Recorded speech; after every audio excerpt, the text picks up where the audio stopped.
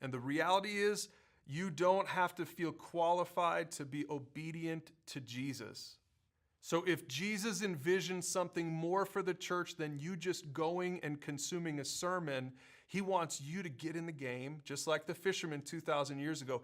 He wants you to sit there and look out and say, who can I walk with to help them unpack truth?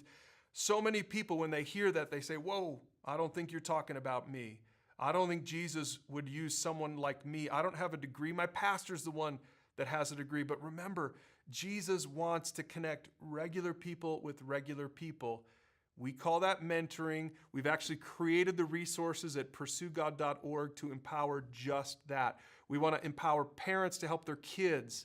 Instead of just bringing your kids to church and dropping them off at kids' church, we want to give you the tools to disciple your kids at home, parents. We want to help men mentor men. And we've got tools for that. We want to help women walk with women because that's what Jesus wanted in Matthew 9. Not just people coming and listening to a sermon and going home, but he wanted to connect regular people with regular people. And our tools help you do that. You don't have to feel qualified. Jesus called you to it. In Matthew 28, he said, go make disciples. You know that if you're a follower of Jesus, that means you. He wants you to go help someone make disciples. Church is so much more than a sermon. I hope that you view it like Jesus did. I hope you realize that, wait a second, Jesus wants me in the game. So next time you're at church listening to a sermon, I want you to look around at the people who are impacted by the sermon. And I want you to think, could I shepherd that person? Could I offer to walk alongside that person and help that person through different life topics and faith topics? The Pursue God tools will equip you to do it.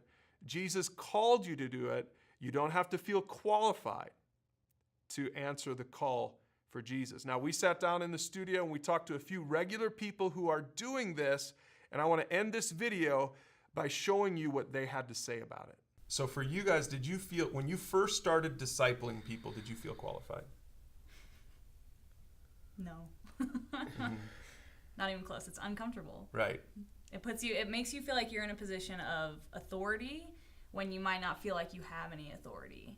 Even though really it's you just walking with someone and growing in your pursuit of God. And it's interesting you say that because in Matthew 28, Jesus says, all authority has been given to me. Therefore, go do this. So the authority we have is derived from Jesus. Jesus is saying, I'm the boss and I'm telling you to go do it, even if you don't feel qualified. Yeah, it's not of our own authority. Right. That's what's scary is because sometimes you feel like it is, but it's really God's authority, and so then you know you can do it. That's right. JD, did you feel qualified when you first started discipling? No, not at all. And we talked a lot about, it's okay to get in and just start a conversation and work through it. It's right. And how many guys are you doing that with now on a regular basis? On a regular basis, 2 guys. Yeah. But there's a couple more that are hit or miss. Yeah. And 10 years ago, your Christian life was just all boiled down to, more than this, but you went to church and you listened to sermons. It was honestly probably just me. Right. It wasn't even, I sent my kids to a Christian school so that they could get the word that way. Wow. And I didn't even have to feel the obligation to teach them. And yeah. So I was just looking at myself. Yeah. And church became this consumeristic thing, which is, I think, what happens to so many Christians. That's why we're doing this topic. Crystal, last word from you. Did you feel qualified when you started discipling? No, I did not. And I'm an introvert, so it was fairly uncomfortable for me. But the first lady I mentored, we met for coffee a couple times, and then we decided to do the Pursue God resources. And what worked for us was over the phone every other week, just so it was fresh on our minds. We actually would put it on mute, watch the video at the same time over the phone. Really? On our own laptops, and then talk about it on the phone. And that worked really well. And so that was how that one started. And I think every mentoring relationship has to be individualized, depending on people's schedules and location of where they live and everything like that. But it definitely helped to have the Pursue God resources. And one thing I think that's really important for people to know is that you don't have to have all the answers.